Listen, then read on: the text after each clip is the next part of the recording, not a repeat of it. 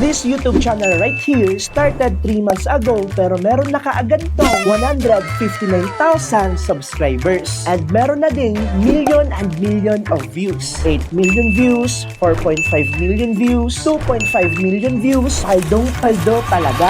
At yung account na yan, sa akin yan mga pare. Yes, yan na yung 90 days challenge na channel ko mga pare. At as you can see sa video na yan, boom! Nag-post ako ng 91 videos dyan. Yes, everyday upload dyan. Hanggang makaabot tayo dito sa point na to. At syempre may question kayo mga pare. Di ba 100k na Alex si Chong? O, asan yung silver play button mo kung sa'yo talaga yan? Syempre, na-receive ko na yung silver play button yan. Eto yan guys. Boom! Bagong rating lang to. Ayan, unboxing. Syempre, meron yung ganito. Eto, boom, love letters, etc. Alam nyo na yan, guys. And eto na siya, guys. Boom. Makibasa na lang. Zoom in natin. Bang! Wagashi thing. Wagashi thing pa rin. Naka-plastic pa. Hindi ko na yung naalisin. Para, ano naman siya, mint condition. Yeah. Lagay na natin dyan. Oh, wow. Dagdag collection na naman to mga pare. Tabi muna natin to. Ay nako, normal. Sa mga baguhan pa lang dito, etong faceless YouTube automation na to, kaya nga faceless, pwede ka ditong kumita kahit di ka nagpapakita sa camera or nagpaparinig ng boses sa audience mo. Tapos, ang malupit dyan, babayaran ka ni YouTube buwan-buwan.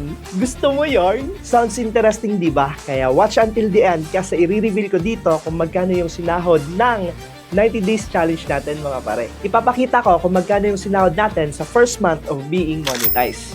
At spoiler alert, not bad siya mga pare. Pwede na, not bad considering hininto ko yung paggawa ng mga videos pero kumikita pa rin ako dito. Kaya tara, tingnan natin. Well guys, kung nakasubaybay kayo sa updates ko sa 90 days challenge, eto nga yung channel na yon. And alam ko naman sa inyo, madami nang nakakaalam ng channel na to. Kasi sa mga ibang videos ko doon, na-leak yung channel ko. Pero okay lang yon, marami naman sa inyo ang hindi pa nakakaalam ng channel ko na to. And this is the time na i-reveal ko naman talaga. So ayan, eto na siya, si Wagashi Thing mga pare. So dito, gusto ko lang sa inyo ipakita yung analytics nito. So guys, etong channel na to is nag-start nung katapusan ng June at tinigil ko na din nung first week ng October. So, medyo sumobra sa 90 days yung videos natin mga pare. Pero, na-achieve natin yung 100k subs nung September 22. Hindi ko lang talaga to masyadong nabavlog mga buddy. Hindi ako nakakapag-update. Pero ayan, September 22, nahit na natin yung 100k subs. Now, i-reveal ko na kung magkano ang kinita natin dito mga buddy. Pero, bago ang lahat,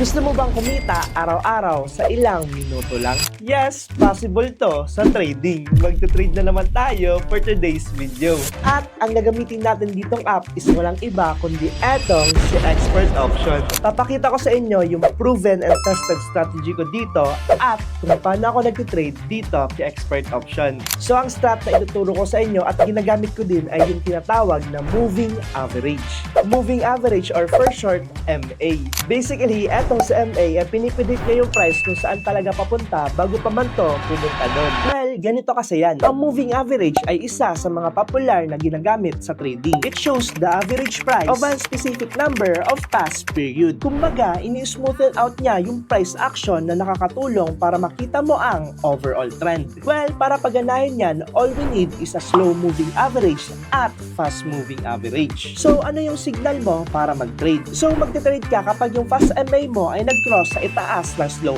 MA. That is the time to consider na mag-buy. Kapag naman yung fast MA nag-cross sa ibaba ng slow MA, dyan na tayo mag-sell. Tuwa ba? Simple lang to mga pare. Now, susubukan natin to sa actual trading para makita nyo talaga kung paano to gumagana.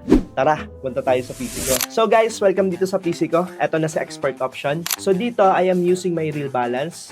Boom. Dito, gagawin natin is kiklik natin tong ikatlong symbol. Boom. Tapos, mga indicators yan guys. Tapos, hanapin natin si moving average. So, ito na siya. Boom. Lagay tayo muna ng fast moving average. So, para maging fast yan dito sa period, lagay nyo lang 5. then click confirm, then okay na yan. Tapos, babalik lang tayo dito, boom, maglalagay naman tayo ng slow moving average. So dito, para slow MA lang yan, lagay natin 10, boom. Tapos dito naman sa color, dapat magkaiba sila, hindi dapat magkapareho para di ka malito. So white yan, boom, then click confirm.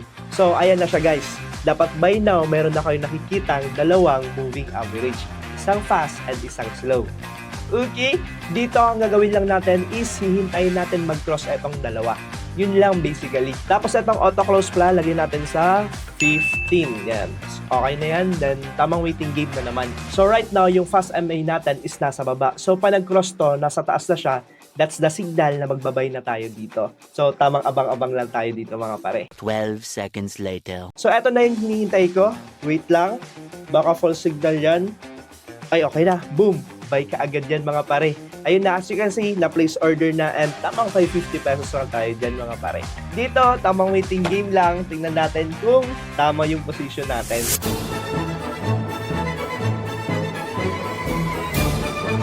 Ilista mo na! Boom! Ayan, nasa taas nakalagay. 1,028 yan mga pare. Ang lupet. So dito, try natin sa ibang currency. Baka tsamba lang. Alex, yung baka tsamba. Sige, sige. Try natin sa ibang currency. Ito, pinaka-famous na currency, Euro versus USD. Sige, try natin dyan.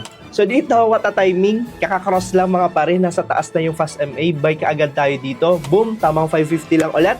Let's see kung gagana na naman ito, mga strategy natin. Ayan na, tumaas na. Ilista mo na yan pare. Boom! Kasi dyan guys, 1,028 na naman. Ganun lang kadali ang moving average. Dito, yung export option syempre. So, ayan na. Bam bam. Nakita niyo kung paano ako mag-trade. Live na live yun mga pare. At subukan niyo na din tong moving average key export option mga pare. At gamitin niyo na din tong code na to. Ayan. Boom. At sabay-sabay tayo mag-trade dito kay expert option. Yun lang. And let's go back to the video. Nung October nga, tumigil na ako mag-post dito mga buddy. Pero meron pa rin tayong $194 generated income. Partida, huminto pa ako niyan. Paano kung tinuloy-tuloy ko pa? Di ba? Challenge lang kasi ito mga buddy. So, around 10,000 pesos yung kinita natin dyan. Gusto mo bang kumita sa YouTube nang hindi nagpapakita ng muka at nagpaparinig ng boses nang gamit lang ang PC or cellphone mo? Pero ang mamahal ng mga courses? Well, meron na akong ginawang mini blueprint wherein dito makakapag-umpisa ka kaagad ng tama sa mababang halaga. Gaano kababa? 499 lang mga buddy. Yes, you heard that right. 499 pesos lang mga pare. This is step-by-step tutorial para naman yung mga gusto talaga mag-umpisa na tight yung budget magkaroon na ng idea paano ba talaga mag-YouTube Automate. So kung interesado ka dito, click mo lang yung link dyan sa ibaba at umpisahan mo na ang YouTube journey mo. At meron pa tayong na-generate na $5 ngayong November kahit wala na tayong upload. Tamang passive income talaga to. As you can see dito, around $19 yung all-time peak ko dito sa isang araw ng pag-upload. Imagine, one day lang, $19 yung na-generate ko na income pare. Halos nasa 1,000 pesos yan sa isang araw natin dito sa Pinas. Not bad na, di ba? Nung hindi na ako nag-upload, bumaba na syempre yung revenue natin. Nakikita nyo naman dito sa analytics. Boom! Kaya kung ako sa iyo pare, start mo na din yung 90 days challenge mo and post consistently. Okay? Rhyme yun. Consistently, okay. Alisin yan. Bars. Kung gusto mo malaman kung paano ko ginawa eksaktong-eksakto ang Waga Shipping, click mo lang yung link sa ibaba. Ayan, tinuro ko yan dyan mga pare. Yun lang. See you sa susunod na video. Until next time. Bye-bye.